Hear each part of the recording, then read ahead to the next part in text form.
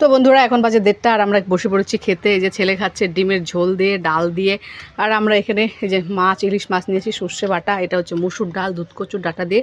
আর এখানে আছে সোয়াবিনের তরকারি, আলু সোয়াবিনের তরকারি, আর নিয়েছে হচ্ছে দুধ কচুর ডাটা দিয়ে ডাল, ও তো নিরামিষ। আজকে রান্না হচ্ছে ডিমের ঝোল আর হচ্ছে ইলিশ মাছ দিয়ে সর্ষে বাটা, মানে সর্ষে ইলিশ এক কথায় যেটা বলে। আর আমরা কিন্তু একবার খেয়েছি, হ্যাঁ 10টার দিকে ডিম ভাত খেয়েছি, হ্যাঁ সবাই ডিমের ঝোল টোল দিয়ে খেয়েছি, ও তো খাইনি। হ্যাঁ হ্যাঁ, আর ডালের আজকে ডালের ফোড়নটাতে না আজকে কালো জিরা আর শুকনো লঙ্কা বেশি হয়েছে, আর ডালটা সেই লাগছে খেতে। আর দুধ কচুটা খেতে তো দারুণ লাগছে, দারুণ। গুবলু খাচ্ছে, যে গুবলু একটু মেখে দিব বাবা ভাতটা, মেখে দেবো না, ঠিক আছে না। গুবলুকে মাছ দিব না, কারণ হচ্ছে মাছে প্রচুর কাটা থাকে, ইলিশ মাছে এমনিতেই খেতেও পারবে না।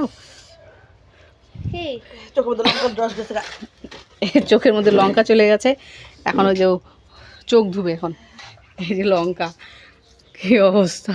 তো যাই হোক বন্ধুরা, আমরা খেয়ে নেই।